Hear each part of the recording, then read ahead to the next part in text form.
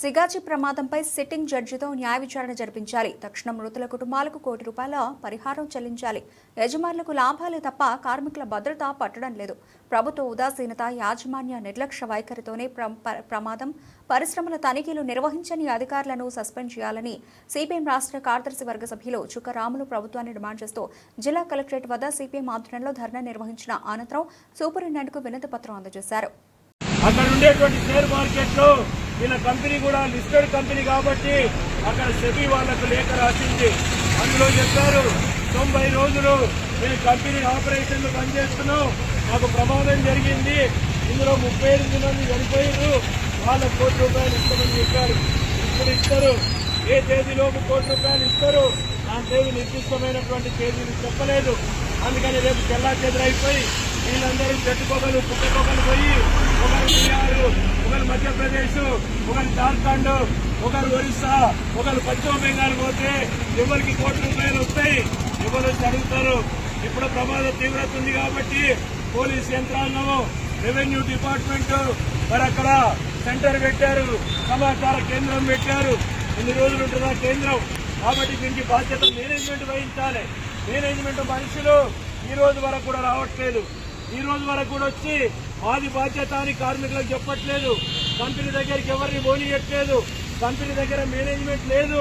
ఇవాళ కార్మికులందరూ పడిగాపులు రాస్తా ఉన్నారు.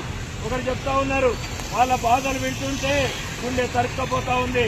మధ్యప్రదేశ్ నుంచి రావాల్సినటువంటి వ్యక్తి ఇప్పటిదాకా రాలేదు. ఆయన వచ్చి ఆయన బ్లడ్ శాంపిల్ ఇస్తే అప్పుడు డిఎన్ఏ జరుగుతుందని చెప్తున్నారు. ఆయన రావాలంటే బస్ కిరా, ఆయనకు ట్రైన్ కిరాయిలు ఇవ్వంట, అక్కడ డబ్బులు అప్పు చేసుకోవాలట. అసలు వాళ్ళకి ఈ హైదరాబాద్ తెలియదు. హైదరాబాద్ లో దిగితే పాశం మైలారం ఎక్కడ ఉంటుందో తెలియదు. మరి ఇవన్నీ ప్రభుత్వం బాధ్యత కాదా? ఇవాళ మేము అడుగుతా ఉన్నాం. అందుకే కార్మిక వర్గం ఇవాళ చైతన్యం పొందినటువంటి మన యూనియన్లు, ఇవాళ శాండ్విక్ యూనియన్ 20,000 ఇచ్చారు, తోషిబా యూనియన్ వాళ్ళు 15,000 ఇచ్చారు, సిపిఎల్ యూనియన్ వాళ్ళు 10,000 ఇచ్చారు, అట్లాగే సిరిబిల్ యూనియన్ వాళ్ళు 10,000 ఇచ్చారు. మొత్తం 55,000 అయింది. 11 కుటుంబాలకు ఒక్కొక్కరికి ₹5,000 చొప్పున వాళ్ళ చేతిలో డబ్బులు పెట్టి వచ్చాము. ఇది కార్మిక వర్గం యొక్క సంఘీభావం. ఇది ఈ రోజు ఎర్ర జెండా యొక్క మద్దతు అని చెప్పి నేను చెప్తా ఉన్నాం. మరి అందుకే ఈ ప్రభుత్వానికి కనువింపు జరగాలి. ఈ ప్రభుత్వం ఇప్పటికైనా ఆలోచించాలి. ఖచ్చితంగా వీళ్ళకి న్యాయం చేయాలంటే ఆ ₹1,00,00,000 పరిహారం వెంటనే అందించాలి. అట్లాగే గాయపడ్డటువంటి వాళ్ళకి 50 లక్షలు పరిహారం ఇవ్వాలి. అట్లాగే రాష్ట్ర ప్రభుత్వం, కేంద్ర ప్రభుత్వం కూడా ఇందులో బాధ్యత తీసుకోవాలి. మేము కేంద్రాన్ని డిమాండ్ చేస్తున్నాం. మీరు కార్మిక చట్టాలని బలహీనం చేసి లేబర్ కోడ్స్ తెచ్చి కార్మికులను కాల్చుకు తింటా ఉన్నారు, వాళ్ళ ఉసురు పోసుకుంటా ఉన్నారు, కార్మికుల ప్రాణాలు తీస్తా ఉన్నారు. దీనికి పరిహారం కట్టాలి అని చెప్పేసి ఇవాళ మేము డిమాండ్ చేస్తూ కేంద్రం నుంచి 50 లక్షలు ఇవ్వాలి అని చెప్పి సిపిఎం పార్టీగా మేము కేంద్ర ప్రభుత్వాన్ని డిమాండ్ చేస్తున్నాం. మేము ఇక్కడున్న కలెక్టర్ని కోరుతున్నాం, మీరు ప్రభుత్వ అధికారిగా ఈ మొత్తం సమస్యల్ని పరిష్కారం చేయాలి. ఇవాళ పెద్ద పారిశ్రామిక ప్రాంతంలో ప్రమాదాలు జరిగితే మరి ఫైర్ ఇంజన్లు ఎక్కడో పటాన్చెరు 15 కిలోమీటర్ల నుంచి రావాలి. ఎందుకని ఫైర్ స్టేషన్ పెట్టట్లేదు? ఎందుకని అక్కడ ఫైర్ ఇంజన్లు పెట్టట్లేదు?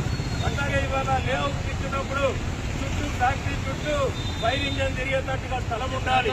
కానీ ఆ ఇరుకు ప్రదేశంలో కెమికల్ ఫ్యాక్టరీకి మీరు ఎట్లా అనుమతులు ఇచ్చారు? ఇందులో ఎవరి లంచగొండితనం ఎంతుంది? ఇవన్నీ కూడా బయటికి తీయాల్సినటువంటి అవసరం ఉంది. కాబట్టి మొత్తం ఈ కార్మికులను ఆదుకోవాలి.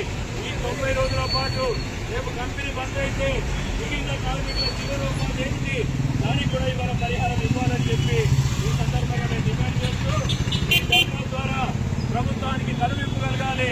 ఇవాళ సిపిఎం పార్టీ ప్రమాదం జరిగినప్పటి నుంచి ఈ రోజు వరకు కూడా బాధితులను అంటిపెట్టుకొని ఆ రకంగా మన సహాయం చేస్తుంది. భవిష్యత్తులో కూడా ఈ సహాయం కొనసాగాలని చెప్పేసి మీ అందరినీ కూడా కోరుతూ ఈ ధర్నాలో మాట్లాడే అవకాశం కల్పించినందుకు నిర్వాహకులకు మీకు ధన్యవాదాలు చెప్తూ సెలవు.